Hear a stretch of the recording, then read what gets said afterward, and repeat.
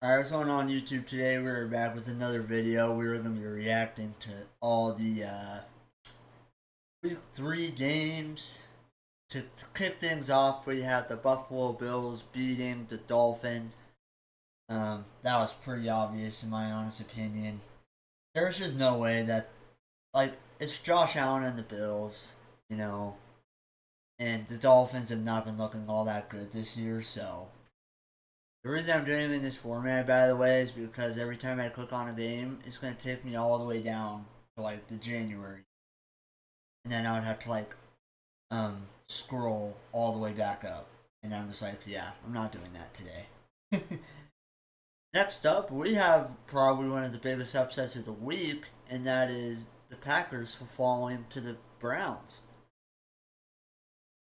I watched like a fair amount of this game before I had to go to work, and I saw that like they got a touchdown, Green Bay got a touchdown, and I thought that was it. I was just like, okay, whoever scores a touchdown in this game is gonna be the winner.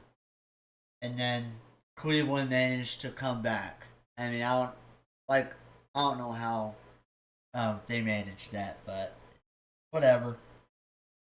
Next up, we have the Bucks beating the Jets. This game was back and forth. It's crazy.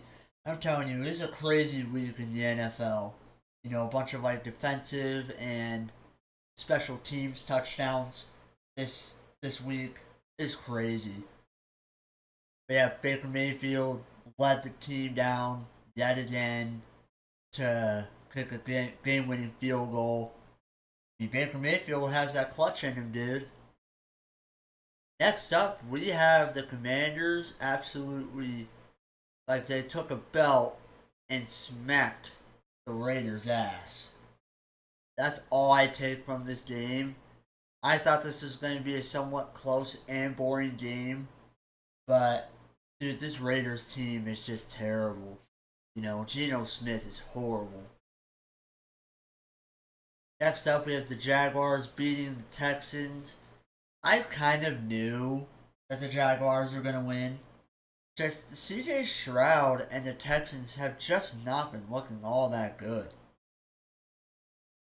Like, they just have not been looking all that good. Outside of CJ Stroud's rookie year, he has not been the same quarterback.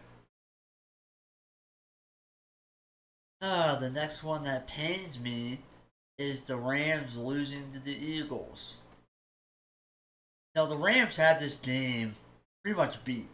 It's 26-7 at one point in the game, and then special teams had some touchdowns. I think they blocked two whole field goals. They blocked two field goals. Like, that's all the Eagles needed to do to win. Like, I hate that they won. I really do. I wish the Rams got it. Next up, we have the Colts beating the Titans. Dude, I mean, coming from a Giants fan, this is like, it's like I'm happy to see Daniel Jones have all this success, but it also sucks that, you know, he couldn't have done this with the Giants. You know, I don't know if it was like a Brian Dable thing and he didn't like Daniel Jones all that much, or maybe Daniel Jones is just struggling in general. But I really am, like, coming from a Giants fan, and you're probably not going to hear this from a whole bunch of other Giants fans, but I have a lot of respect for Daniel Jones. I wished him nothing but the best going forward in his NFL career. Obviously, you know, both sides, I feel like the Giants and Daniel Jones kind of failed. Giants failed to put a team around Daniel Jones, and obviously Daniel Jones did not play like the 2022 football. If we were to see more years like that out of Daniel Jones, it'd have been good.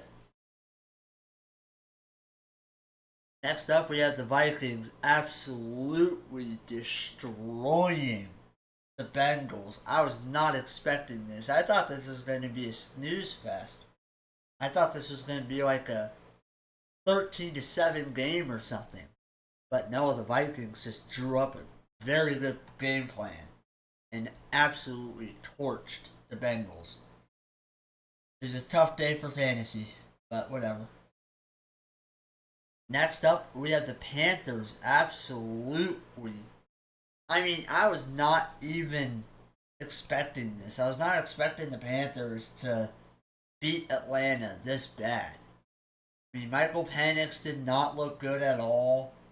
I mean, the Panthers showed up to play, and they got their first win of the season. And Bryce did not play all that bad either, I don't think. Next up, we have Pittsburgh and the Patriots. I knew this score was going to be like this. I was like, it's going to be like a one-score game. Somewhat low scoring, but the Steelers will get the job done. Next up, we have the Seahawks absolutely destroying the Saints. I mean, this game wasn't even close, guys. This game was not even close. I think it was like 35 or 38 within the first half. And then after that, they obviously didn't score much because they didn't need to. Next up, we have the Chargers getting by the Broncos. The Broncos have been a disappointment, to be honest. It's like they should have one of the best defenses in the league, and yet, like they're not doing enough to shut down the other offense. Lost to Daniel Jones, man. Even though Daniel Jones is not playing bad, by the way. The Cowboys and Bears. Look, I am so happy that the Cowboys lost, but they should be 0-3 right now. We should have won that game. I mean, Caleb Williams threw for 4 touchdowns. Russell Wilson pissed his pants in overtime. And that's how we lost this game. Plus, our defense was just not doing enough. Allowing 40 points whenever the defense should have realistically held them to 14 here. But instead they didn't. Next up, the 49ers barely beating the Cardinals by just 1 whole point. 49ers are doing some injuries, like Brock Purdy. I think he'll be back for week 4. But Bosa's out for the year, unfortunately. So yeah, it's very unfortunate for them. To wrap up the Sunday slate, the Giants against the Chiefs. And I'll be honest with you, the Giants weren't even playing the Chiefs. The Giants were playing the Giants. They just are making mental mistakes. I mean, they're just not on the same page. I think the Russell Wilson experiment should almost be over at this point. I think that Jackson Dart has seen enough of what Russell Wilson can do, playing wise. I think Russell Wilson mainly needs to be on the sideline coaching Jackson Dart throughout each game. I think that that's going to be a huge part in Jackson Dart's development, is having Russell Wilson be like, hey, looking at certain plays, certain drives, being like, okay, so you could throw it here, you could have changed it to this play instead of this play, stuff like that. But yeah, the Giants played themselves. They did not play the Chiefs.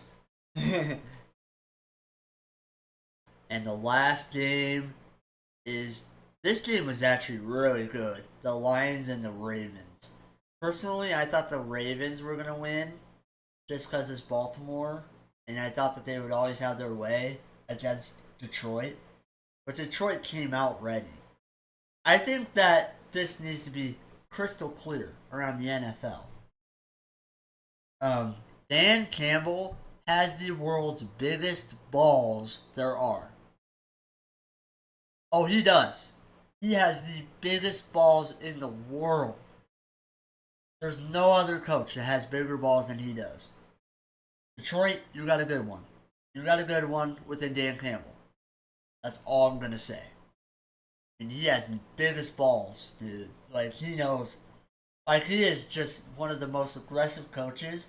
And that's what players love about him. Is that he's so aggressive. He trusts his players to go out there and make a play on 4th and 5 or 4th and 10. He'll trust them to be like, hey, I know that you'll make a play. Yeah, that'll wrap it up for week 3. A pretty crazy week. A bunch of defensive touchdowns. Obviously, my team loses. Honestly, there's nothing new about that. So, yeah, with all that being said, like, comment, subscribe, turn that bell on. Best post on the channel for you guys. Thank you guys so much for your support. Thank you guys so much for watching. And I'll see you guys in the next video. Peace.